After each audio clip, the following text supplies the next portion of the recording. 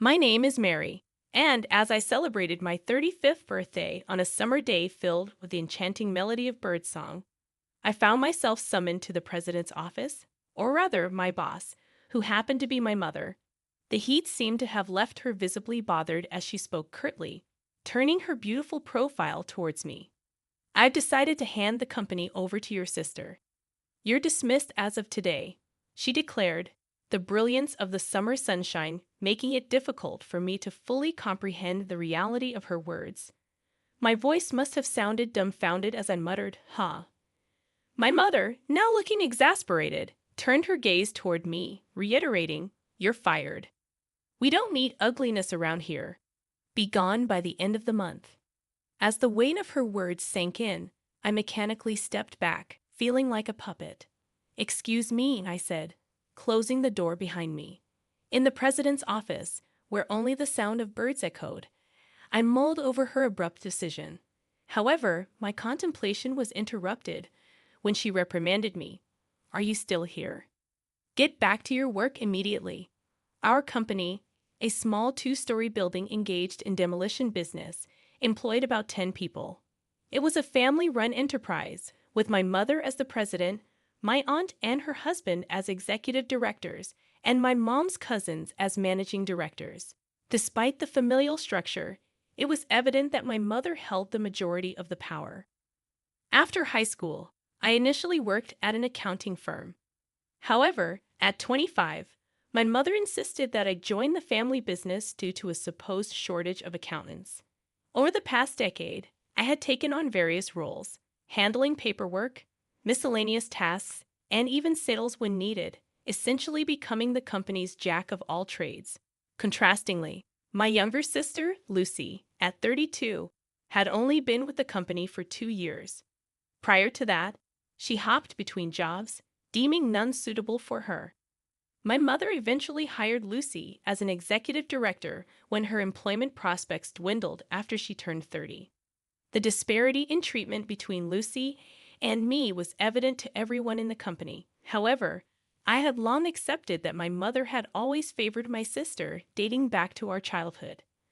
Lucy received all the attention, with my mother showering her with clothes and toys, while I received hand-me-downs, being told they were good enough for me. Despite not understanding the reason behind this treatment as a child, I diligently worked hard to gain my mother's attention by excelling in my studies and assisting around the house. Despite my efforts, my mother paid little attention to me. Even when I handed her a report with straight A's, she would merely glance at it. At one point, I even contemplated plastic surgery, thinking that my lack of physical attractiveness might be the reason for her indifference. It was my aunt, my mother's younger sister, who shed light on the situation. Back in high school, I was told that my father had passed away. However, the truth was revealed. During the year Lucy was born, my father had left my mother for a woman from his workplace. This woman, older and supposedly less attractive than my mother, apparently exuded an aura similar to mine. My aunt, casually commenting on the situation, mentioned, "Your mom is a proud woman. I bet she couldn't bear the thought of losing her husband to an older woman less attractive than herself." There was a distinct air of satisfaction in her tone, as if she took delight in my mother's predicament. It's worth noting that my aunt's appearance leaned more towards my side of the family and wasn't particularly remarkable, but she excelled at her job, mostly using her charm to advance. She continued, "Your mother took over the family business at the age of 32 when your father left her. Her striking beauty played a significant role in attracting and retaining numerous clients, which greatly boosted the business's performance. Part of this growth was attributed to the era, with many buildings requiring demolition after reaching their lifespan. As a result, neither my aunt's family nor my cousins could go against my mother. Recently, the cost of industrial waste disposal and transportation had increased, making it challenging to maintain a balance between demolition costs and actual expenses. Not only our company, but the entire industry was underperforming. Meeting the monthly payroll for employees became a struggle during these challenging times. In the midst of this, my younger sister joined the company as an executive director. I found myself contemplating how my mother intended to cover my sister's salary. When I raised the concern, my mother bluntly stated, "We'll cut your salary to pay hers. We're family. That's natural, isn't it?" Despite presenting a reasonable argument that even with a cut, my salary wouldn't be enough for an executive director, my mother remained relentless, insisting it was my responsibility to figure it out. Tentatively, I suggested that Lucy could start as a regular employee. But my mother shot me a fierce glare, rebuking me with, "Who do you think you're talking to? This isn't something for someone like you to interfere with." During that time, we all lived under the same roof. Lucy contributed nothing to the household, while I consistently contributed $1,500 every month. Even when Lucy joined our company, she didn't contribute financially to the house. Since I was young, I have been helping with household chores for my busy mother, naturally taking on responsibilities. In contrast, Lucy did nothing, behaving as if it were the norm. Lucy would casually ask, "Hey sis, is dinner ready yet?" even when I was working overtime. When I suggested she make something for herself, she replied, "What? I don't know what to make. The kitchen is your sanctuary, right? I don't want to get scolded for using it without permission. You got mad at me for that before." Using that past incident as an excuse, Lucy never attempted to cook, clean up after herself, or put things back where they belonged. It became apparent that she was holding a grudge, using it as an excuse to avoid any form of responsibility or contribution. Reluctantly, I often found myself coming home to prepare dinner and then heading back to the office to continue working. My mother, too, seldom cooked dinner.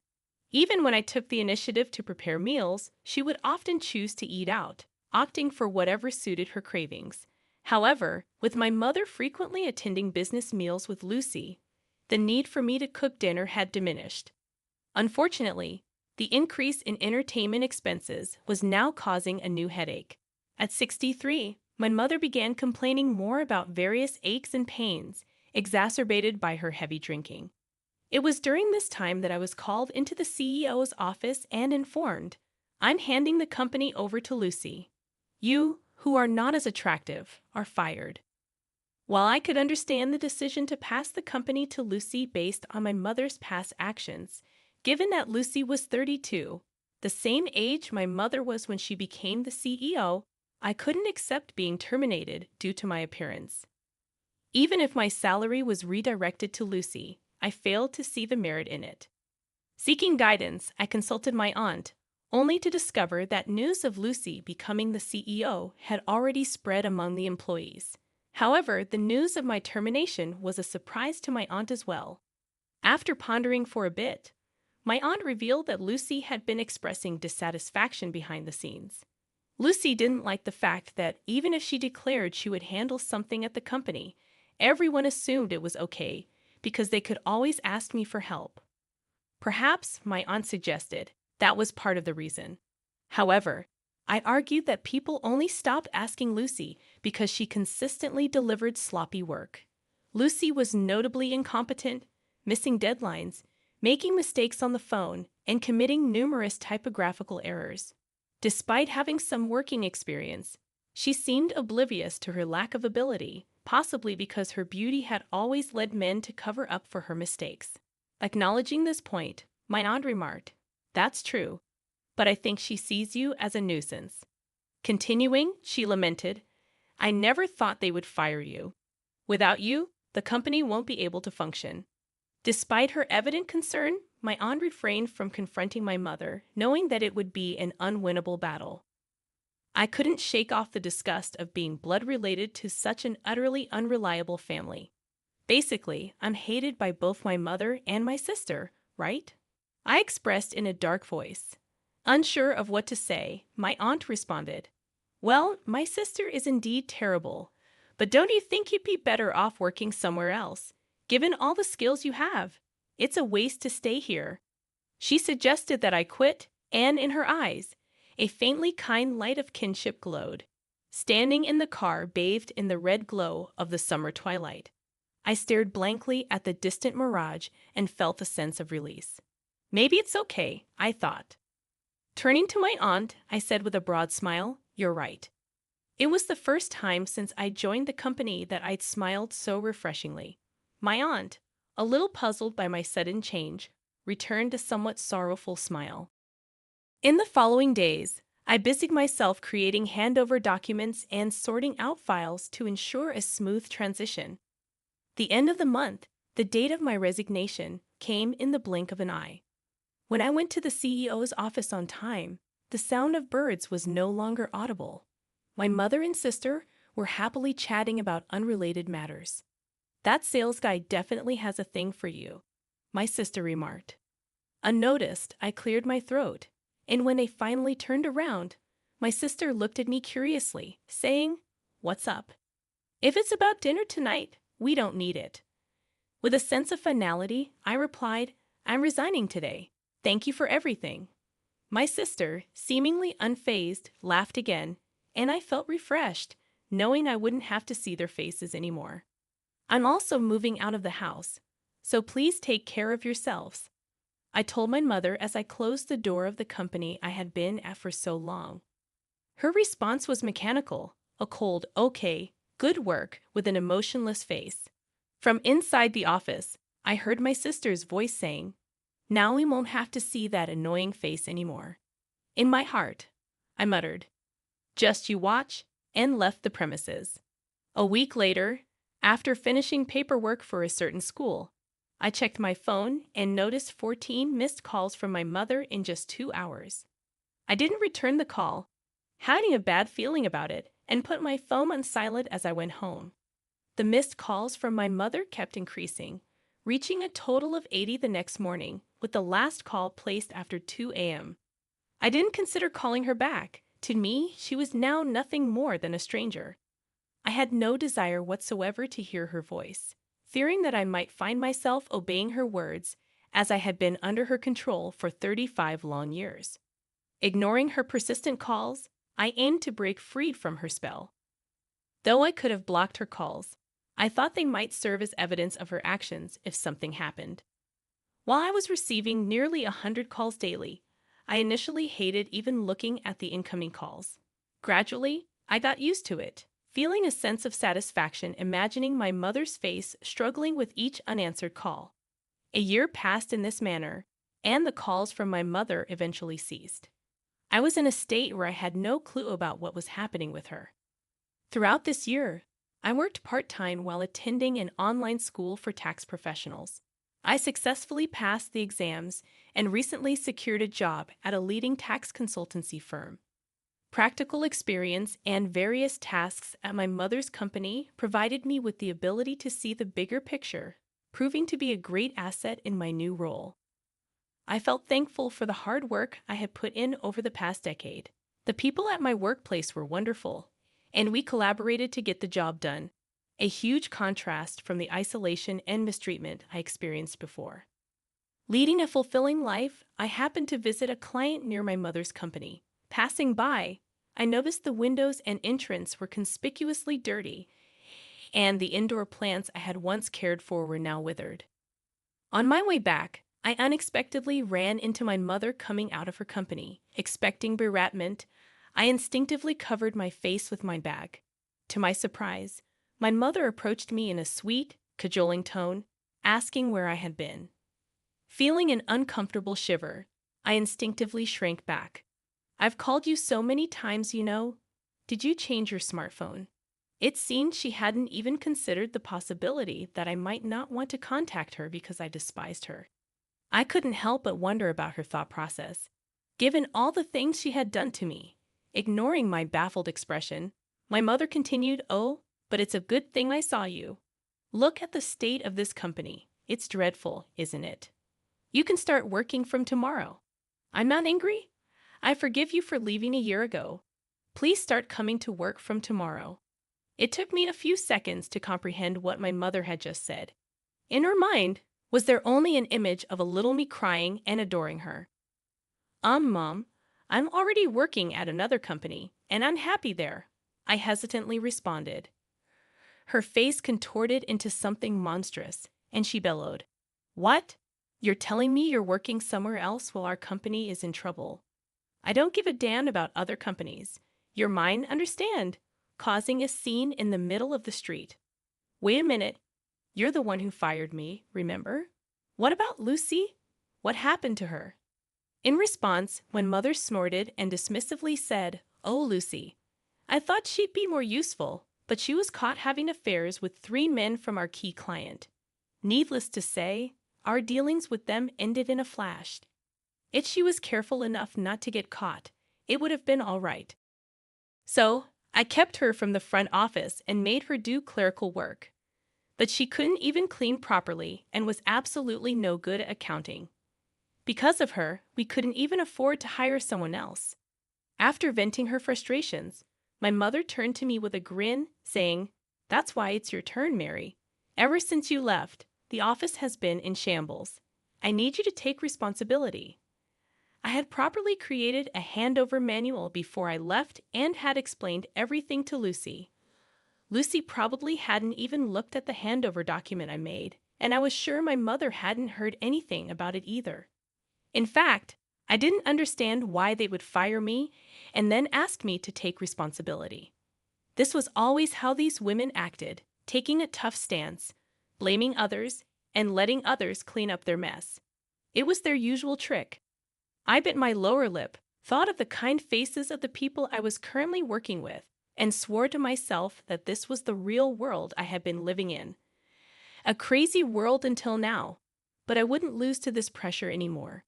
"It was you, the boss, who fired me, isn't it?" My mother seemed a bit startled by the change in my tone. "And the reason you fired me was because I'm ugly, right?" Before I knew it, a crowd had gathered around us, apparently intrigued by our argument. While mindful of the eyes around her, my mother stuttered, "Did I say something like that? Are you sure you didn't mishear?" "No, I heard it very clearly." "You're going to hand over the company to my beautiful sister and fire me, the ugly one. I didn't understand what you meant. I've been working my butt off at the company for 10 years, but you suddenly decided to hand over the company to my sister, who barely does any work after just 2 years. I question your judgment." As I explained this clearly, the crowd began to stir. "Really? Can that happen? That's awful, isn't it? Is she her own mother? Are they two related by blood?" Some people even started filming us, and I was so angry I didn't care about that. My mother started sweating and turning pale under the collective glares of blame from around her. She started to panic. "Mary, you're misunderstanding. Let's go inside for now." "Misunderstanding? What am I misunderstanding? If you didn't say such a thing, shouldn't you be able to clearly say it wasn't like that?" When my mother fell silent, the people around us started to say, "Oh, she's silent, so it's true. That's unbelievable." Then something seemed to snap in my mother. She started shouting, "Shut up. It's all your fault for being ugly and gloomy. Ugly people should know their place and obediently do what beautiful people say. That's all you're good for." People around us were taken aback by her outrageous behavior and began to upload their videos quickly. The thumbnail headlines were like that: "The ugly woman obeys the beautiful woman." The video went viral. To my mother's clients, she was soon told to cease all transactions with all companies. It seems that in the year after I left the company, they were engaged in a lot of shady activities, like fraudulent registration and tampering with the accounting books. So when the video spread, everyone seemed happy to distance themselves. Naturally, the company went bankrupt, and my mother and sister, who had lost their source of income, came to my apartment. But of course, I didn't open the door.